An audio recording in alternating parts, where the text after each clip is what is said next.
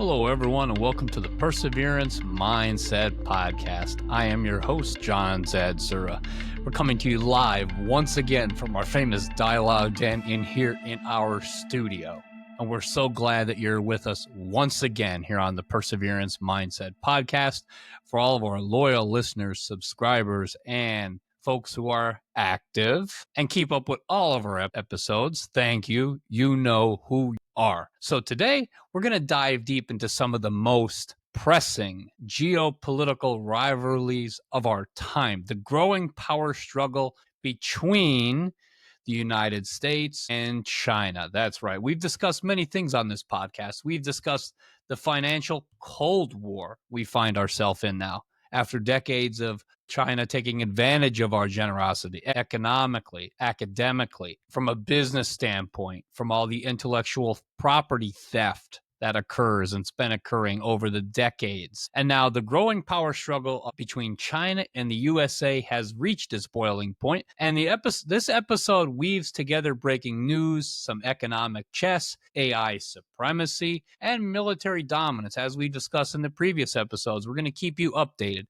But for this one, and for us at the center of it all, this episode focuses on trade and rare earth minerals and a high-stakes negotiation that could shape the future of global power. We're here for all of our Perseverance pioneers, so let's get into it. So beginning with what may be the most pivotal development over the past few weeks, few months since Liberation Day, quote unquote, Liberation Day, liberation hopefully from all the abuse and all of the uneven trade practices China has been doling out to half the world and the USA for decades since the disaster of NAFTA, which it was. So President Donald Trump announced that senior U.S. officials will meet Chinese delegation tomorrow, this Monday, as we are talking on Sunday night. So this is occurring tomorrow in London to restart the trade talks. This comes after a call with President Xi of China that the president was quoted in saying was a very positive call. This is no routine meeting. Let's just throw that out of the way.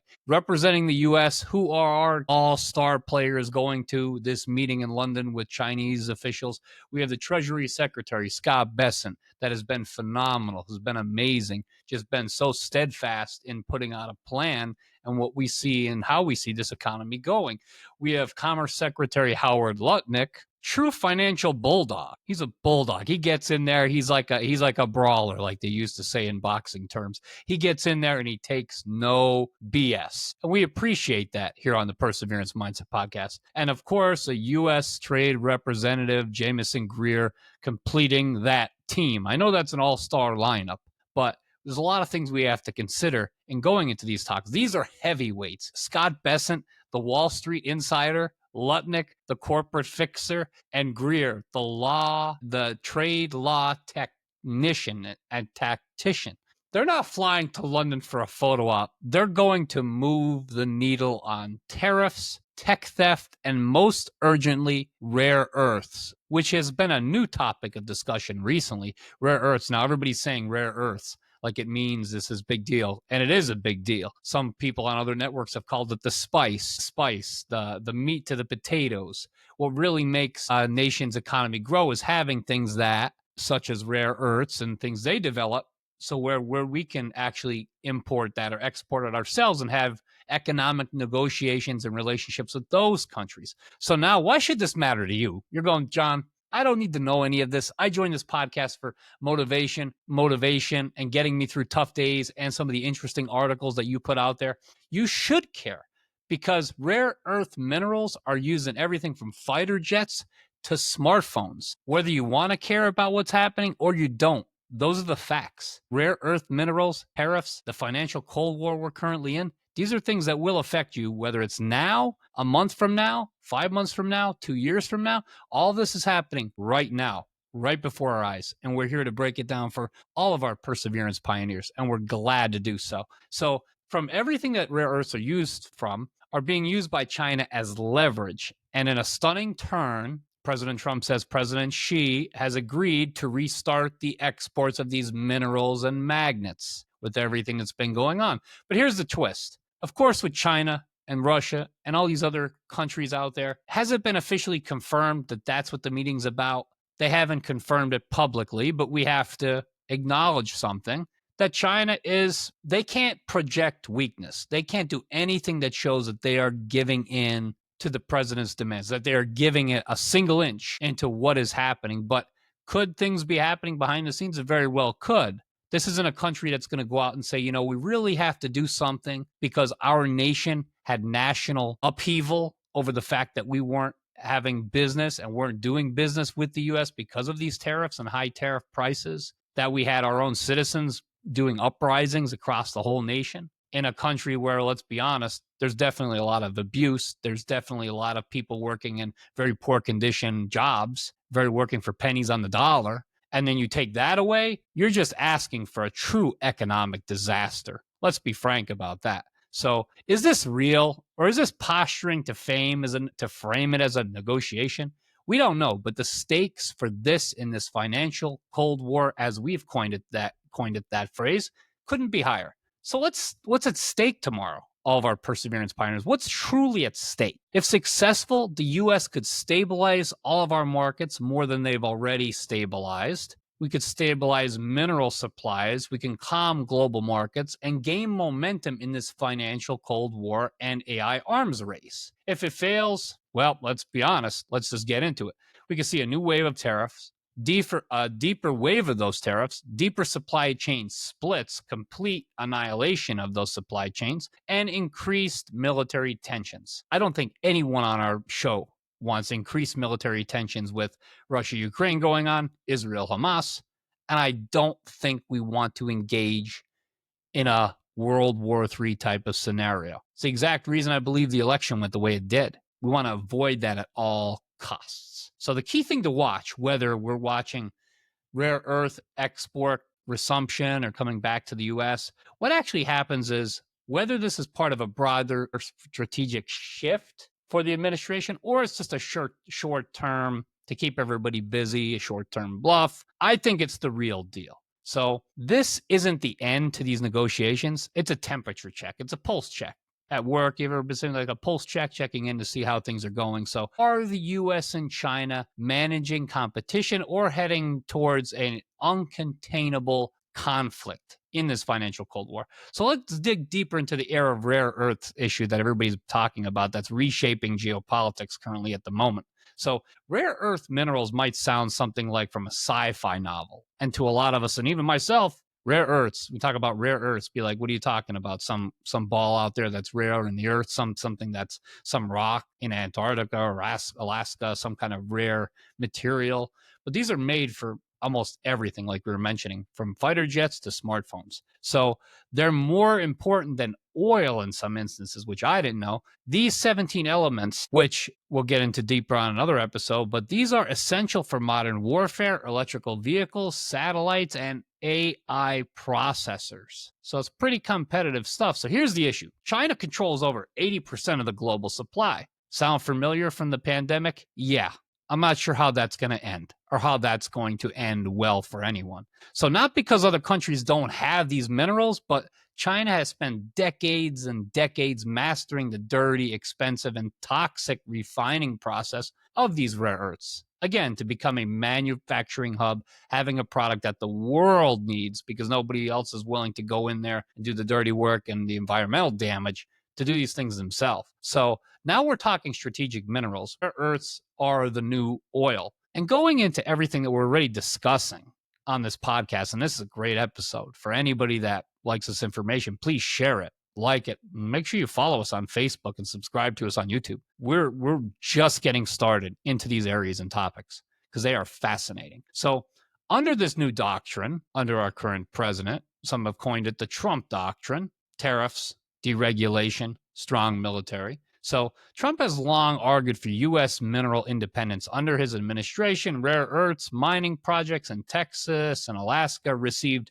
fast-tracked permits to get the engine moving. But none of them are just ready yet. There's a lot of things still in process. So we're stuck. And China knows it. They slow exports. They stall, delay. That's the real power of this chess move in this financial Cold War. And if Monday's meeting restarts the flow, the U.S. gets breathing room. a little breathing room after everything that's been happening. And if not, we may be forced to go all in on a costly domestic mining or partner with less reliable nations like Myanmar or the Congo. I'm not sure if anybody's looking forward to building those bridges, but we might just have to go that route. So, and in this broader financial Cold War that we find ourselves in, after all the imbalances that China has ripped us off for decades, not only us, the rest of the world, many people don't implicate the rest of the world because they have the products, they have the places where they can just basically derail and destroy the environment and just pay people garbage wages and have all the major companies go there and pay those employees very little and then send it back to the US. And on that boat, everything skyrockets 1,000%. Something is made over there for $10. It comes over back here for 35, 40, 100, anything. But this economic conflict didn't start overnight, as we've discussed in other episodes. So let's rewind. The U.S.-China financial Cold War started under the first term of President Trump's leadership, his first term, on steel intellectual property theft. Many people are forgetting that. And forced tech transfers. NAFTA opened the door for the U.S. offshoring, which bankrupted Main Street in order to get the money to Wall Street. Whole another episode on that. So China walked through it with both boots. In 2023, the Biden administration tried to cool things down with tech export controls, but now under Trump again, I don't know how that's going to work. We're seeing a return to, this new wave of economic pride in the USA, the economic, some can call it nationalism, economic, just more independent and focusing on a lot of things going on within the domestic boundaries of the United States. And I think a lot of people agree it's time we start doing that, just to be honest. But the twist, China is retaliating much smarter. Instead of hitting goods like soybeans, they're targeting choke points, lethal choke points like minerals, lithium batteries, solar panels, AI chips. It's not a tit for tat anymore. It's leverage for leverage. It's tariff for tariff. It's financial impact versus financial impact. And how much longer can we keep this going? We shall see about that. So what does this financial Cold War mean for the middle class? What's left of the middle class after the past number of years that it's been decimated completely? So what does this mean? Jobs, inflation, innovation, all hang in the balance of this financial Cold War. And if this continues unchecked and these conversations don't lead to anything, which I'm hopeful and optimistic that they will, because this has to be taken care of. It has to. It has to. There's no other way around it. So if this continues unchecked, we could see more reshoring factories in the United States to America. Sounds great, right?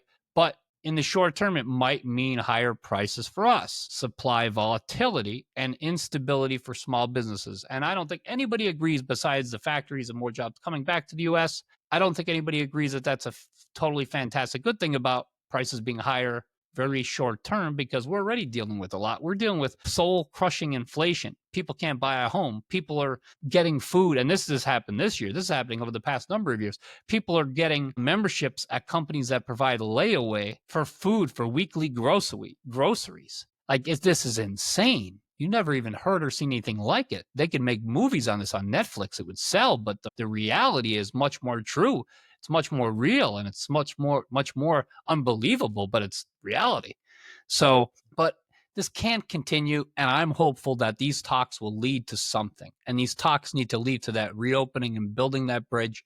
But both sides, are they going to be able to budge with two egocentric leaders? As President Xi is a powerful person that leads his country, and the president here is given a mandate by the voters to do things and focus on domestic USA. So it could mean that, but let's remain hopeful, all perseverance pioneers, and let's see what happens. So let's talk about the real battlefield of the future. We've done so in other episodes. We had our great expert Diego on. We're talking about the real battlefield of the future, which is artificial intelligence. Let's just put it out there. The U.S. and China are locked in a silent AI arms race over who will lead in AI.